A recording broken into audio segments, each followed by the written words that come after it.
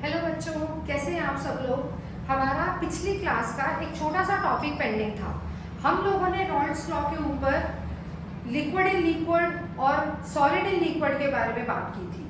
मैंने बोर्ड पर एक ग्राफ बनाया हुआ बेटा, ये एनसीईआरटी का ही ग्राफ है जो मैंने बनाया है। बेसिकली हम लोगों ने क्या किया है, एक एजम्पशन लेते हैं। मेरे पास दो कंटेनर है, ठीक है। एक में मैंने डाला वाटर, एक में मैंने डाला अल्कोहल। अब इनिशियली दो डिफरेंट कंटेनर्स है। अगर जिस कंटेनर में वाटर है उस कंटेनर में वाटर का मोल फ्रैक्शन होगा सबसे ज्यादा, क्योंकि सिर्फ वाटर एग्जिस्ट कर रहा है। और इस कंटेनर में पानी जो है वो है प्योर वेपर प्रेशर की फॉर्म में, ठीक है। दूसरे कंटेनर में सिर्फ और सिर्फ अल्कोहल एग्जिस्ट कर रहा है, तो यहां पर पानी नहीं है। और यहां पे सिर्फ अल्कोहल ही प्योर वेपर प्रेशर एग्जिस्ट कर रहे हैं, ठीक है। ग्राफ के साथ में समझते हैं। इनिशियली ये फेज था जब एक कंटेनर में सिर्फ पानी पड़ा था, एक में सिर्फ अल्कोहल पड़ी थी। जहां पर पानी पड़ा था उसका मोल फ्रैक्शन मैक्सिमम था, क्योंकि उसमें सिर्फ और सिर्फ पानी के नंबर ऑफ मोल्स थे, सिर्फ पानी एग्जिस्ट कर रहा था। ऐसे ही इधर सिर्फ और सिर्फ अल्कोहल मिक्स कर रहा था, ठीक है। अब क्या किया, मैंने पानी में थोड़ा सा अल्कोहल डाला। जैसे तुमने पानी में थोड़ा सा अल्कोहल डाला तो पानी के नंबर ऑफ मोल्स थोड़े से डिक्रीज होंगे और अल्कोहल के नंबर ऑफ मोल्स थोड़े से इंक्रीज होंगे। अब पानी के मोल्स अगर थोड़े से डिक्रीज हुए तो डेफिनेटली पानी का प्योर वेपर प्रेशर भी थोड़ा सा डिक्रीज होगा। धीरे धीरे करके हम क्या करते हैं, धीरे धीरे करके पानी में मैं अल्कोहल डालती गई। अब जैसे जैसे पानी में अल्कोहल डालते जा रहे हैं वैसे वैसे पानी का P not a keep on decreasing, वो घटता जा रहा है, क्योंकि पानी अब प्योर फेज में नहीं एग्जिस्ट कर रहा। और धीरे धीरे पानी में जैसे अल्कोहल डालते गए तो अल्कोहल का जो वेपर प्रेशर है वो बढ़ता गया, इवन अल्कोहल के नंबर ऑफ मोल्स बढ़ते गए। तो उससे हमारे पास ये ग्राफ है, डाउनवर्ड नीचे की तरफ पानी घटता जा रहा है, ऊपर की तरफ अल्कोहल बढ़ता जा रहा है। और जो P टोटल, जो टोटल प्रेशर है, that is always sum of P of A and P of B, ठीक है। दूसरी चीज, ये हमेशा स्लांटिंग होगी, या तो इधर की तरफ होगा स्लांट या इधर की तरफ होगा। रीजन भी, मैम ये सीधा क्यों नहीं है, ये हमेशा टेढ़ा ही क्यों है? रीजन तुम्हारे पास ये है कि जब हम डिफरेंट लिक्विड्स लेते हैं ना, तो हर एक लिक्विड का एक अपना वेपर प्रेशर एग्जिस्ट करता है। Different liquids are having different vapour pressure, ठीक है। उससे ये एक ग्राफ मेरे पास बना है, नीचे की तरफ मोल फ्रैक्शन और इधर की तरफ वेपर प्रेशर, ठीक है। इसके बाद एक मैंने और फॉर्मूला लिखा है। फॉर्मूला कुछ नहीं है, फॉर्मूला मोल फ्रैक्शन का ही है, बट कौन सी फेस में? अभी वेपर फेस में है। तो अगर तुमने किसी का भी मोल फ्रैक्शन निकालना है वेपर फेस में, उसको मैंने y ऑफ A और y ऑफ B से लिखा है। अगर A का मोल फ्रैक्शन निकालना है तो पहले PA निकालना पड़ेगा। PA मतलब P naught A XA, PA निकालना पड़ेगा मतलब P नॉट A और XA निकालना पड़ेगा। ऊपर PA लिखा जाएगा, नीचे PA प्लस PB लिखा जाएगा। है तो सेम वही फॉर्मूला है, number of moles of A upon में टोटल नंबर ऑफ मोल्स। ऐसे ही YB निकालना है। Secondly YA plus YB equals to 1 के बराबर है, ठीक है। और अगर तुम YA निकाल लेते तो 1 माइनस YB कर देना, ठीक बच्चों। एक इस फॉर्मूला पर न्यूमेरिकल आएगा, ठीक है। और दूसरा फॉर्मूला जो स्टैंडर्ड फॉर्मूला है, P of T is equal to PA plus PB, this is equal to XA P naught A plus XB P naught B, P of total. एक ये है। अभी तुम इसका स्क्रीनशॉट ले लो, फिर इस टॉपिक में से न्यूमेरिकल करेंगे, देन हम लोग अगले टॉपिक पर चलेंगे। बच्चों, बोर्ड पर मैंने एक क्वेश्चन लिखा हुआ है तुम्हारे रॉल्स लॉ के ऊपर ही, ठीक है। अब इस क्वेश्चन में क्या कुछ दिया गया है, तुम्हारे पास वेपर प्रेशर दिया गया है CHCl3 का और CH2 Cl2 का लिख लेते हैं पहले। जो जो दिया गया है उसको पॉजिटिव ही लिखा करो, ठीक है। वेपर प्रेशर मतलब P0A 200 mm है। A को मैं रिप्लेस करके ऐसा करती हूँ CHCl3 लिख देती हूँ, ठीक है। और P0B मेरे पास जो कि CH2Cl2 है वो दिया गया है 415 mm, ठीक है। और हमें निकालना क्या है, हमें निकालना है वेपर प्रेशर सॉल्यूशन का। अगर सॉल्यूशन का वेपर प्रेशर निकालना है मतलब मुझे क्या निकालना है, P टोटल। फाइन। अब P टोटल निकालने का फॉर्मूला क्या है, P of A plus P of B। अब P ऑफ A मतलब P naught A x A plus P naught B x B।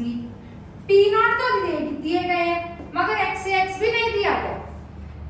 Mole fraction के लिए नंबर ऑफ मोल्स दिए गए हैं, नंबर ऑफ मोल्स भी नहीं दिए गए, हमारे पास दिया गया है गिवन मास, ठीक है। अगर गिवन मास दिया गया है तो डेफिनेटली मुझे सबसे पहले क्या निकालना पड़ेगा, मोलर मास CHCl3 का। ऐसे ही निकालिए आप लोग, मोलर मास CH2Cl2 का। मोलर मास CHCl3 का मैंने ऑलरेडी कैलकुलेशंस करके रखी हुई है।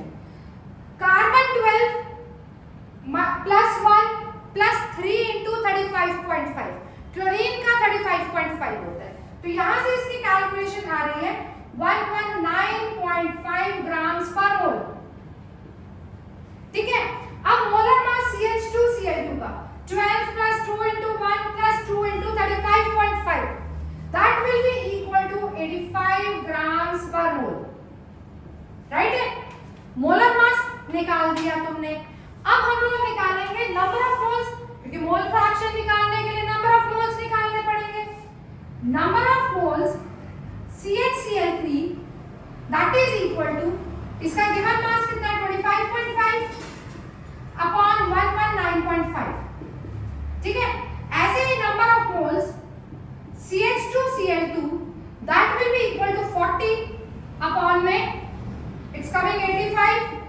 करो जरा इसकी कैलकुलेशन करते जो मेरे पास आ रहा है वो आ रहा है 0.213 मोल्स और इसका आ रहा है 0.470 मोल्स। देखो मैंने कैलकुलेशन की है, तुमने खुद अपने कैलकुलेशंस करके विदाउट यूजिंग कैलकुलेटर, ठीक है। नंबर ऑफ मोल्स दोनों के निकल गए। अब निकाल दीजिए मोल फ्रैक्शन।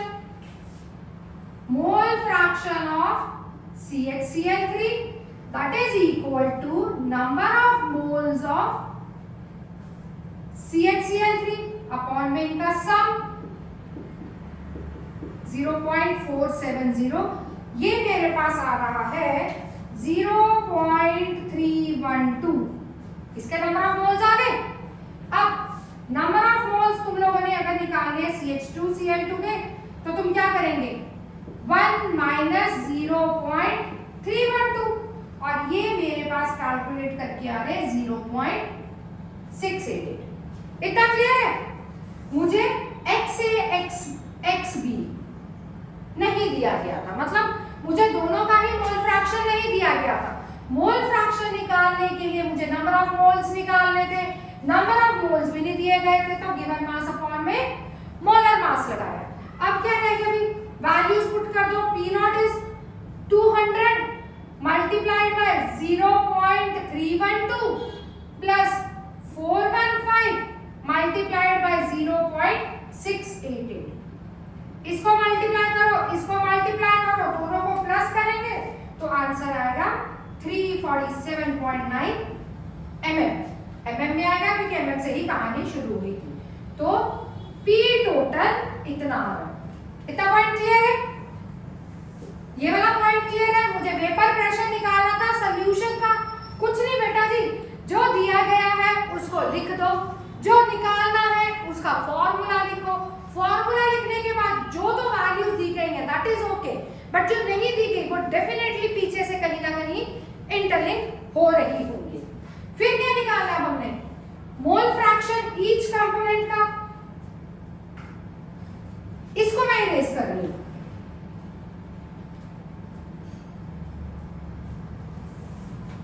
हर एक कंपोनेंट का मोल फ्रैक्शन निकालने के लिए सबसे पहले मुझे P ऑफ CHCl3 निकालना पड़ेगा, जो तुम्हारे पास इसमें से आएगा। P ऑफ A निकालना है ना, तो 200 इंटू 0.312 कर देना, और P ऑफ CH2Cl2 मतलब P भी 415 मल्टीप्लाइड बाय 0.688 कर देना। ठीक है, इसकी कैलकुलेशंस आ रही है बेटा जी, 62.4 mm और 285.5 mm, और इसका P ऑफ टोटल तो हमने कैलकुलेट कर ही लिया। ठीक है, अब क्या निकालना है? मोल फ्रैक्शन CHCl3 का, P ऑफ CHCl3 अपॉन में P टोटल मैंने निकाल दिया। ठीक है, और यहां से इसकी कैलकुलेशन आ गई 0.18, और CH2Cl2 1 में से माइनस कर देना 0.18, नॉट इज इक्वल टू 0.82। मैं फिर रिपीट कर रही हूं बेटा, कैलकुलेशन मैंने ऑलरेडी पहले ही करके रखी थी ताकि हमारा टाइम वेस्ट ना हो। तुम लोग इस क्वेश्चन को जब मैं सॉल्व कर रही हूं ना, और जब भी तुम लोग ये वीडियो देखोगे, अपने साथ नोटबुक पॉजिटिवली रखना और एक एक स्टेप को पॉज कर करके करना। ठीक है, क्योंकि कहीं ना कहीं ये पॉइंट इंपॉर्टेंट है। फाइन, अब यहां पर ही हमारा खत्म होता है रॉल्स लॉ फाइनली। इसके बाद अब हम लोग अगला टॉपिक भी स्टार्ट कर देते हैं। वो अगला टॉपिक है ideal and non ideal solution. ठीक है, ideal and non ideal solution अब हम लोग स्टार्ट करने वाले हैं बच्चों। अब जो हमारा अगला टॉपिक है वो है ideal and non ideal solution. Basically कोई भी सॉल्यूशन आइडियल नहीं होता, जैसे कि नो वन इज परफेक्ट, कोई भी आइडियल नहीं होता। जैसे पिछली क्लास में 11th में कोई भी आइडियल गैस एग्जिस्ट नहीं करती थी, वैसे ही यहाँ पर कोई आइडियल सॉल्यूशन नहीं है, बट यस पढ़ना तो पड़ेगा। ठीक है, अब आइडियल सॉल्यूशन का मैंने यहाँ पर की पॉइंट रख दिया है, सारा का सारा की पॉइंट मैंने एनसीईआरटी से ही उतारा। ठीक है, आइडियल सॉल्यूशन एक ऐसा सॉल्यूशन है जो रॉल्स लॉ को फॉलो करता है। रॉल्स लॉ क्या था? P total is equal to P of A plus P of B, मतलब जो टोटल प्रेशर बनेगा वो दोनों A और B के प्रेशर के सम के बराबर होगा। एक्चुअल में ऐसा नहीं होता है, बट यस आइडियल सॉल्यूशन कौन सा सॉल्यूशन है जो रॉल्स लॉ को ओबे करता है, पहला पॉइंट। दूसरा point, intermolecular forces between the components remain same. इसका क्या मतलब है?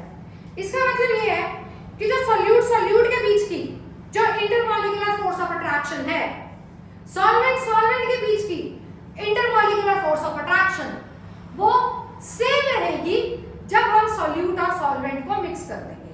मतलब सॉल्यूट और सॉल्वेंट की तीनों की intermolecular force of attraction same रहेगी। जितनी ए की फोर्स ऑफ अट्रैक्शन है, जितनी बी की फोर्स ऑफ अट्रैक्शन है, उतनी ही ए और बी की फोर्स ऑफ अट्रैक्शन है। ठीक है, दूसरा आइडियल सॉल्यूशन का कंसेप्ट। तीसरा delta H mixing zero. Delta H mixing zero का क्या मतलब है? ना तो हीट रिलीज होनी चाहिए, ना हीट दी जानी चाहिए by combining solute and solvent. ना हीट इवॉल्व हो रही है, ना हीट बाहर जा रही है, तो वहां पर डेल्टा एच मिक्सिंग जीरो होना चाहिए। Similarly delta B mixing zero होना चाहिए, मतलब कोई भी चेंज इन वॉल्यूम ना हो। जितना वॉल्यूम मैंने डाला था उतना ही वॉल्यूम मेरे पास एज अ प्रोडक्ट निकल के आएगा। ठीक है, अब बेसिकली ना क्वेश्चंस क्या आते हैं रॉल्स लॉ आइडियल सॉल्यूशन को लेके। एग्जांपल क्वेश्चन आता है तुम्हारे को, दो सॉल्यूशंस दिए गए होंगे, बताओ वो दोनों सॉल्यूशन आइडियल है या नॉन आइडियल है। ठीक है, अब आइडियल को मैंने अपने टाइम पे कैसे लर्न किया था? मैंने लर्न किया था राइमिंग वर्ड से, जैसे राम श्याम, गीता सीता, राइमिंग वर्ड है ना, ऐसे ही बेंजीन टॉनिक इकट्ठे लगते हैं ना बोलते हुए। तो ये मेरे पास एग्जांपल्स हैं आइडियल सॉल्यूशन की, कैसे पहचानोगी? जब कोई क्वेश्चन में दिया गया होगा एन हेक्सेन एन हेप्टेन, बताओ ये आइडियल है या नॉन आइडियल है? बोल के देखो यार, n hexane n heptane rhyming दिख रहा है, bromoethane iodoethane, chlorobenzene bromobenzene, chlorobenzene bromobenzene iodobenzene, तीनों राइमिंग है। तो जहां पर भी तुम्हारे पास राइमिंग वर्ड्स दिखेंगे वो तुम्हारे पास एग्जांपल्स होंगे आइडियल सॉल्यूशन की। तुम फटाफट इसका स्क्रीनशॉट ले लो, फिर हमारे पास एक लास्ट टॉपिक बचेगा नॉन आइडियल सॉल्यूशन का, वो भी हम लोग वाइंड अप कर देंगे। इजी है, कोई दिक्कत वाली बात नहीं है, बेसिकली तुम्हारे को एग्जांपल्स पर ही काम करना है, ठीक है। ओवरऑल हम लोग पहले जब थ्योरी वाइंड अप कर लेंगे ना, फिर बिल्कुल चैप्टर के लास्ट में हम लोग कुछ एक्स्ट्रा क्वेश्चंस पर भी काम कर लेंगे, ठीक है। फटाफट इसका तुम लोग स्क्रीनशॉट ले सकते हो। बच्चों, हमारा अगला टॉपिक है नॉन आइडियल सॉल्यूशन को लेके। इसमें हमारे पास दो तरह की डेविएशंस होंगी, एक होगी पॉजिटिव डेविएशन, एक होगी नेगेटिव डेविएशन। अगर मैं नॉन आइडियल सॉल्यूशन की बात करूं तो नॉन आइडियल सॉल्यूशन एक ऐसा सॉल्यूशन है जो रॉल्ड्स लॉ को फॉलो नहीं करता, जिसमें डेल्टा एच मिक्सिंग जीरो नहीं होती, जिसमें डेल्टा बी मिक्सिंग जीरो नहीं होती। तो इस हिसाब से नॉन आइडियल सॉल्यूशन हमारे पास दो पार्ट्स में डिवाइडेड है, ठीक है। एक है पॉजिटिव डेविएशन, एक है नेगेटिव डेविएशन। अगर पॉजिटिव डेविएशन की बात करूं तो P of A that will be greater than P not A X A, ठीक है, जिसमें डेल्टा एच मिक्सिंग पॉजिटिव होनी चाहिए, डेल्टा बी मिक्सिंग पॉजिटिव होनी चाहिए। नेगेटिव डेविएशन में सब कुछ ही नेगेटिव होना चाहिए और लेस देन होना चाहिए, फाइन। और इसके नीचे मैंने दो ग्राफ बनाए पड़े हैं। जो डॉटेड लाइन है वो तुम्हारे पास आइडियल सॉल्यूशन का ग्राफ है, या मैं बात करूं वो तुमने रॉल्ड्स लॉ में पढ़ा था। आइडियल सॉल्यूशन कौन सा सॉल्यूशन? जो रॉल्ड्स लॉ को फॉलो करता है। तो जो डॉटेड वाला ग्राफ है, ये जो डॉटेड लाइन है, this is for ideal solution, fine. Positive deviation की बात करें तो तुम्हारे पास P of B, P of A positive side में है। नेगेटिव की बात करें तो सब कुछ नीचे की तरफ है, नेगेटिव साइड में है। ये मेरे पास पॉजिटिव डेविएशन का ग्राफ है, ये नेगेटिव डेविएशन का ग्राफ है।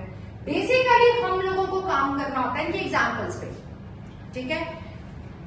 इसका तुम स्क्रीनशॉट ले लो, फिर मैं तुम्हारे को एग्जांपल्स और थोड़ा सा छोटा सा ट्रिक बताती हूँ कि कैसे पता चलता है कि ये पॉजिटिव डेविएशन है या ये नेगेटिव डेविएशन है। जैसे मैंने तुम्हारे को आइडियल के बारे में बताया था कि आइडियल में तुम्हारे पास जहां पर राइमिंग वर्ड्स देखोगे वो तुम्हारे पास आइडियल सॉल्यूशन होगा, ठीक है। इसका स्क्रीनशॉट लेने के बाद हम लोग अब एग्जांपल्स पर काम करेंगे। बोर्ड पर तुम्हारे पास मैंने फाइनल कंक्लूजन लिख के रखी है, ठीक है। पॉजिटिव डेविएशन और नेगेटिव डेविएशन की एग्जांपल्स की बेसिक पहचान क्या होगी? अगर तुम लोग कहीं पर भी अल्कोहल देख रहे हो, कहीं पर भी CCl4 देख रहे हो या CS2 देख रहे हो, वो एग्जांपल्स तुम्हारे पास लिंक करेंगी पॉजिटिव डेविएशन को लेके। कहीं पर एसिड देखा या एनालिन देखा तो वो तुम्हारे पास एग्जांपल्स लिंक करेंगी नेगेटिव डेविएशन को लेके, ठीक है। Ideal solution, rhyming words, positive deviation, any kind of alcohol, any kind of alcohol, either C2H5, CH3OH, any kind of alcohol, CS2 देख पा रहे हो तुम लोग, ये तुम्हारे पास पॉजिटिव डेविएशन की है। नेगेटिव डेविएशन किसी भी तरह का एसिड है या एनालिन की फॉर्म है, ठीक है। इसका स्क्रीनशॉट ले लो, ये इंपॉर्टेंट चीज है। रीजन भी तुम्हारे पास ये है कि जो क्वेश्चन आता है ना वो तुम्हारे को एग्जाम्पल दी गई होती है। बताओ ये पॉजिटिव डेविएशन की एग्जाम्पल है या नेगेटिव डेविएशन की एग्जाम्पल है? बताओ ये आइडियल सॉल्यूशन की है या नॉन आइडियल सॉल्यूशन की है? तो इसका स्क्रीनशॉट तुम ले लो, फाइन बच्चों। तो आज की क्लास हमारी यहीं पर ही खत्म होती है, जिसमें हम लोगों ने फाइनली रॉल्ड्स लॉ को खत्म कर दिया, plus ideal and non ideal solution का भी कंसेप्ट खत्म कर दिया। अब इसके बाद जो हमारी नेक्स्ट क्लास चलेगी वो चलेगी कॉलिगेटिव प्रॉपर्टीज को लेके। पहली कॉलिगेटिव प्रॉपर्टी जो है that is relative lowering of vapour pressure. उस क्लास को अटेंड करने से पहले तुम्हारे को पिछली क्लास जो रॉल्ड्स लॉ की थी वो पढ़ना जरूरी है। तो नेक्स्ट क्लास से पहले अभी तक का जितना करवाया है उसको अच्छे से पढ़ के रखना, ठीक है बच्चों। होपफुली तुम्हारे को मेरा इतना पढ़ाया हुआ समझ आ गया होगा। फाइन, मिलेंगे हम लोग नेक्स्ट क्लास में। तब तक के लिए पॉजिटिवली लाइक शेयर और सब्सक्राइब अपने फ्रेंड्स में शेयर करो, अगर कहीं ना कहीं उनको बेनिफिट मिल सकता है। थैंक यू सो मच बच्चों, मिलेंगे हम लोग नेक्स्ट क्लास में। Thank you.